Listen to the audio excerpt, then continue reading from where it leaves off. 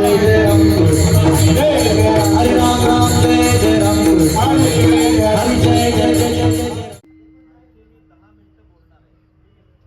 लक्ष द्या, 10 मिनिटं मी बोलणार आहे आणि नंतर सर्व सूचना होतील आणि सूचना झाल्याशिवाय एकही माणूस उठणार नाही. आणि उठून घराकडे जाताना काय झालं तर मी जबाबदार नाही. काही होऊ शकतं. अरे कीर्तनाची ताकद तर ओळखा, विश्वास ठेवा नाही तर न ठेवा,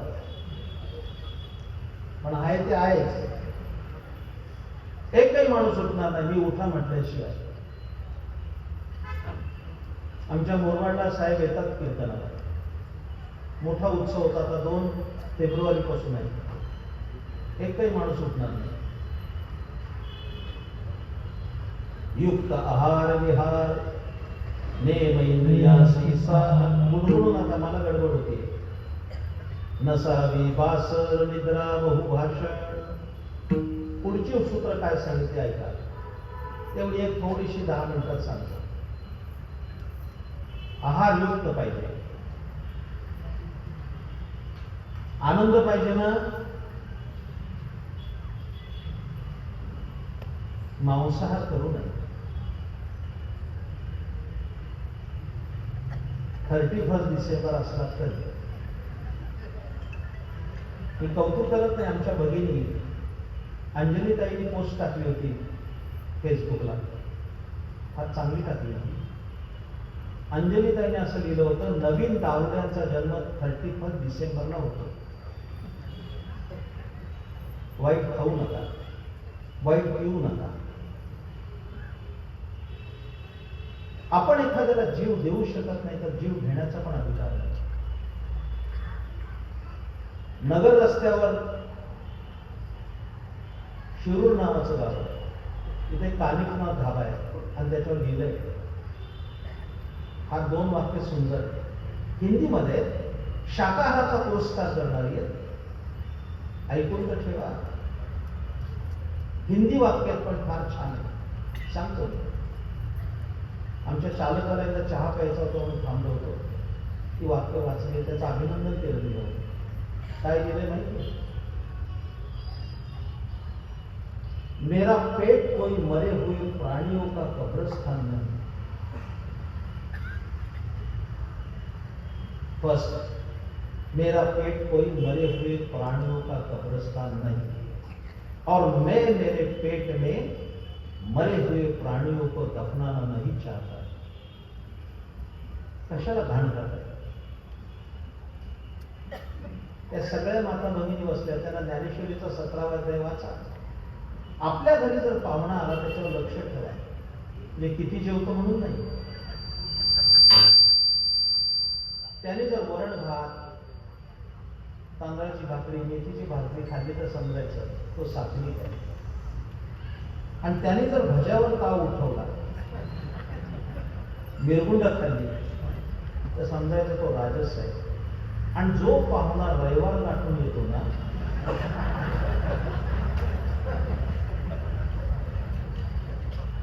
पुढे सांगायचं काही कारण नाही. आता रामायणच सांगतो तुम्हाला, तुमच्याच तोंडातून. रामाच्या बाजून कोण युद्ध करत होते? अहो नीट ऐका, काहीतरी भंगारल्यासारखं. रावणाच्या बाजूने कोण युद्ध करत होते? राक्षस. रामाच्या बाजूने कोण युद्ध करत होते? वानर. राक्षस काय खात होते? मांस. माकडं काय खात होती? विजय कुणाचा झाला? अरे पाला खाणाऱ्याचा विजय झाला. तुम्ही कधी कधी हे विचार करा. मांस खाणाऱ्याचा विजय झाला नाही. राणेची या पाले खाईला नेवाणे करविले लंकेश्वरा. ज्ञानेश्वर बांधणी साक्ष दिली ना. कशाला वाईट खातात? युक्त आहार, वाईट खाऊ नये, वाईट पिऊ नये. नाही तर बरेच माणसं संध्याकाळी 6 नंतर पाऊल चालत. पंढरीची नाही म्हणालो दुकानाची वाट, बरं एवढी बुद्धी भ्रष्ट होतात, आता काय सांगू तुम्हाला, काय सांगू, माझ्याकडे अनुभवाचा खजिना आहे. एक अशी गर्दी होती, माझ्या पाया पडायला आला कीर्तनात, पिऊनच आला. असे चौकदार होते तानाजीराव सारखे, त्याने त्याला सांगितलं इकडे येऊ नको रे. तो तिथनंच ओरडायचा, मला महाराजांना प्रश्न विचारायचा आहे, मला महाराजांना प्रश्न विचारायचा आहे. मी त्या चौकदाराला म्हटलं त्याला इकडे येऊ दे, काय विचारायचं ते विचारू दे, नाहीतर ही गावात वाजणारी घंटा आहे, उद्या गावभर सांगेल रात्रीच्या महाराजाला काहीच येत नाही. येऊ दे म्हटलं त्याला. तो आला आला माझ्या पायात डोकं ठेवलं. कशा नशेमध्ये त्याला कळलं इथं पाया पडावं लागतंय. माझ्याकडे असा बघायला लागला. ते बघणं विचित्र असतं, तुम्ही बघून बघा. मला म्हणला मला प्रश्न विचारायचा, विचार होतात. म्हणजे विचार, काय विचारायचं. मला दमात विचारलं, उत्तर देणार का. मग मी सावध झालो. मी म्हटलं आलं तर देईन, मला पण सगळं येत नाही. न जाणू आपल्यालाच विचारायचा पहिल्या धारीची कुठे मिळते, आपण काय उत्तर देणार. आपण जर त्या रस्त्याला कधी गेलो नाही, आपण काय उत्तर देणार. सावध असावं. मग त्याने मला विचारलं तुम्हाला अगस्त्य ऋषी माहिती आहे का. तेव्हा मी भागवतो, त्याला अगस्त्य ऋषी माहिती आहे, नाव माहिती आहे म्हणजे पुराण वाचलंय. माहिती आहे बाबा, मोठे ऋषी होते. तो किती घोटात सागर प्याला.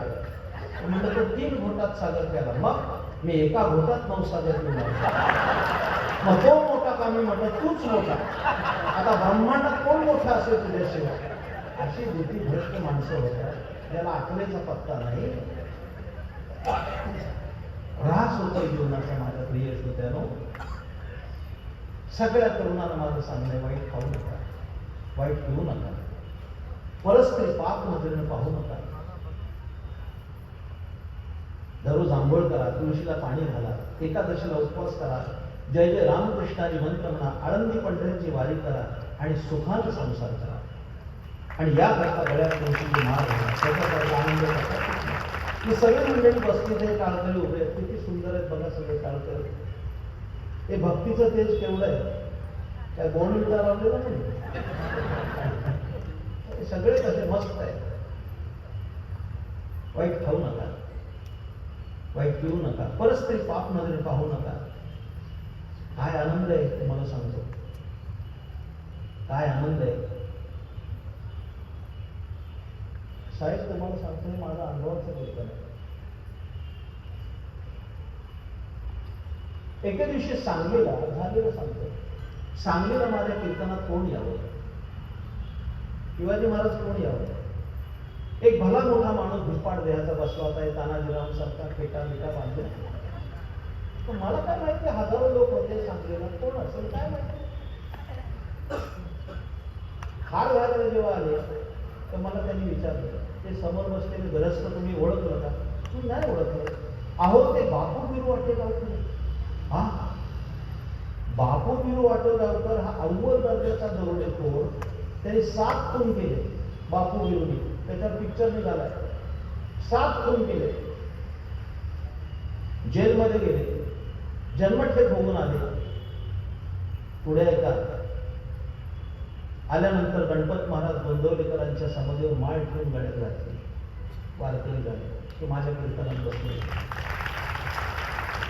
आरंभी माझा घाम फुटला मला बापू बिरूला बघून. पण मी लगेच सांगितलं की आतापर्यंत आम्ही कीर्तनात वाल्या कोणी सांगितला आणि आज बघितलं. 7 खून केलेला माणूस माझ्या कीर्तनात बसलाय. मग नंतर माझ्याच हस्ते सत्कार झाला बापू बिरूंचा. मग बापू बिरूंनी जे भाषण केलं ते मला सांगणं अनिवार्य वाटतं. बापू बिरू काय बोलले. मी बापू बिरू, म्या 7 खून केलं. भाषा पण त्याची चांगली. म्या 7 खून केलं आणि 20 वर्ष जेलात जाऊन आलो. पण आल्यानंतर गणपत महाराज गोंदवलेकरांच्या समाधीवर माळ ठेवलेली वारकरी झालो. मी बॅरलनी दारू पिलो, बाटलीने नाही. सक्तीनं तर पाटही वाला झाला. बॅरलनी दारू पिलो, बॅरल, मोठमोठे बॅरल पिलो. माळ घातली, आता दारू पित नाही, आता दूध पितो, पंढरीची वारी करतो. सगळ्या बायकांना काय सांगितलं तेवढाच निरोप देतो. सगळ्या बायकांकडे बघून बापूदेव म्हणाले, सगळ्या माझ्या बहिणीनो, मी तुमचा धर्माचा भाऊ आहे. मी 7 खून केले, जेलमध्ये गेलो. हा माझा मोबाईल नंबर घ्या आणि 10 आकडी नंबर दिला आणि बायकांना सांगितलं, माझ्या बहिणीनो, जर तुमचा नवरा दारू पिऊन आला तर मला फोन करा. 8वा नंबर त्याचाच लावतो. परत जेलात जाईल पण भोगूनच त्याला येईल, त्याला मारूनच. अरे एका दरोडेखोराचं झालेलं हे केवढं मोठं परिवर्तन आहे. समारोप करतो म्हणून आज मला खूप आनंद झाला, खूप आनंद झाला. आप्पांनी केलेला हा धर्मयज्ञ, आप्पांनी केलेला हा कीर्तन महोत्सव, आपण नव्हतात त्यावेळेस, पण मी सांगितलंय, आप्पांचं अनुकरण जर प्रत्येक आमदारांनी केलं तर महाराष्ट्र कसा असेल. अशा पद्धतीचे उत्सव जर प्रत्येक तालुका वाईज आणि जिल्ह्यात झाले तर उद्या एक प्रकारची भक्तीची सम्यक अशी क्रांती होईल, हे लक्षात ठेवा. मी अनेक महापुरुषांची चरित्र वाचली, त्यामध्ये एक महान चरित्र सद्गुरू दादा महाराज सातारकर होते. ते पंढरपूरला गेले. शेवटचा दृष्टांत सांगतो. पंढरपूरला गेले, गळ्यामध्ये तुळशीची माळ घातली, आनंद झाला, नाचू लागले. त्या लोकांनी विचारलं, का नाचता? तेवढे आनंद झाला. कशाचा? माळ घातल्याचा. त्यात कसला आनंद? दादा महाराजांनी उत्तर दिलं, काल गळ्यात माळ नव्हती, गळा मोकळाच होता, तेव्हा मरण झालं असं तर कोणाचं म्हणून गेलो असतो. आज गळ्यात माळ पडली, उद्या जर मृत्यू आला तर ज्ञानोबा तुकोबाचा म्हणून मरेल. दादा म्हणून तुमच्या गळ्यात माळ नसेल, असेल तर उत्तम, नसेल तर घाला. आता काय सांगू तुम्हाला, सांगलीचं गोष्ट सांगतो. माझं पश्चिम महाराष्ट्रात खूप काम आहे, मी पश्चिम महाराष्ट्रातच आहे. सांगलीला एका घरात गेलो तर 40 लोक होते. 39 लोकांनी माळ घातली. 82 वर्षाचा त्यांचा वडील आहे, 4 मुलं, 4 सुना, नातुंड, 40 लोकांचं खटलं, पण त्याचा 2 नंबरचा मुलगा अजून माळ घालत नाही. मी आत्ता गेलो होतो मागच्या महिन्यात. मी त्या आजोबाला सांगितलं, अहो सगळे घरात माळकरी आहेत, तुमचा एक मुलगा राहिलाय, आज चांगला एकादशीचा दिवस आहे, माळ घालू. तो म्हणलं त्याला नाही घालायची माळ. त्या आजोबा म्हणते. म्हणलं का नाही घालायची? त्या आजोबाने सांगितलं, तो पाहुण्यासाठी ठेवलाय. काय दीर्घ सूचना, काय नियोजन आहे घरात. जर एखादा पाहुणा रविवारी आला तर एक नमुना पाहिजे घरात. सगळे बुवा होऊन कसं चालेल? असं नमुनेवारी कोणी राहिला असेल तर आज चांगला दिवस आहे, माळ घाला. असती तर घातली असती, ही शंका ठेवली ना, आम्ही गाडीतच माळा ठेवल्या. मी इथं बसणार आहे 5 मिनिटं. अरे कल की किसने देखी है? रात्रीत निमंत्रण आलं तर काय होईल? सकाळी चर्चा असेल, रात्री माझ्या घरी बसले होते हो, 4लाच फोन आला, गेले बिना माळेचे. असे नमुन्यावर राहू नका. मी आलो, मला आनंद वाटला. आनंद कशाचा वाटला आप्पा तुम्हाला सांगतो. निवडणुकीची धकाधकी चालू आहे. आप्पांच्या मनात जर आलं असतं तर हा उत्सव 15 दिवस पुढे ढकलला असता, पण त्यांनी आधी हरिकीर्तन आणि मग राजकारण हा पहिला मनात आलं असतं तर 15 दिवस वेळ केला असता, निवडणुका झाल्यावर करू. पण ज्या वेळेला आपला उत्सव आहे त्यावेळेला त्यांनी केला.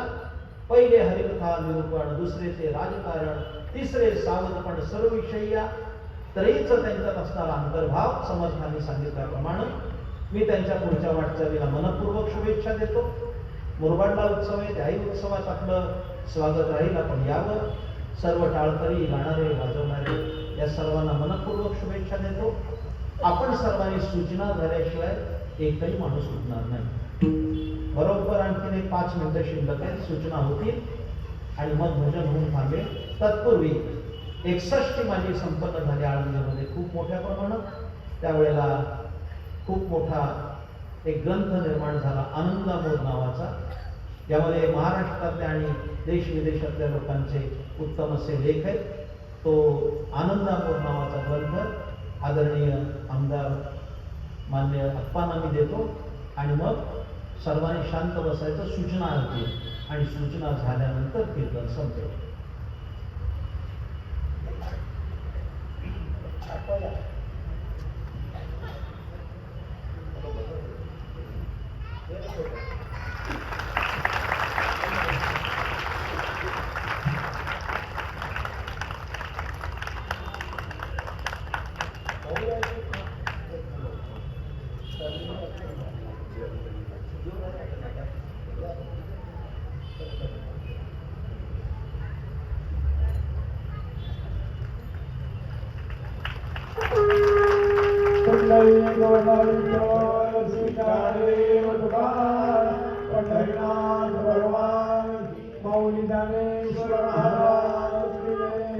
ज्यांना हा ग्रंथ पाहिजे असेल त्याचं मूल्य 500 रुपये, तो स्टेजवर मिळेल.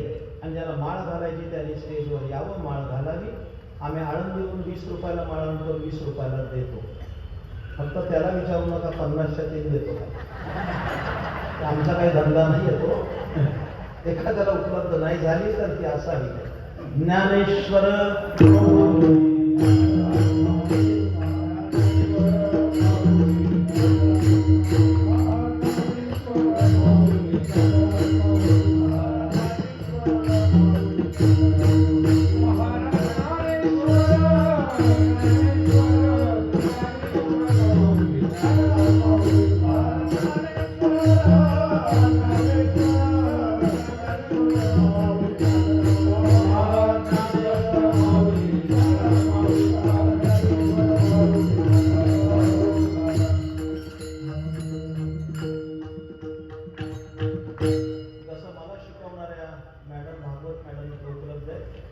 आवडीनं कीर्तनाला आल्या, अंबरनाथला राहणार आहेत.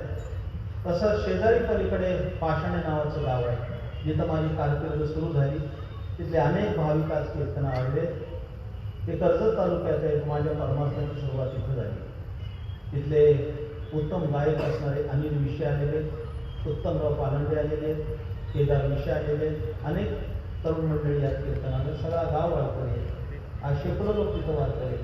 1985ला तिथं सद्गुरू भिंडा महाराज हे सगळ्या लोकांना माहीत आहे. किंवा ज्याला माळ घालायची त्यांनी इथं यावं. कोणी उठणार नाही जय विठ्ठलशिवाय. धन्यवाद. हरिभक्त पारायण महंत प्रमोद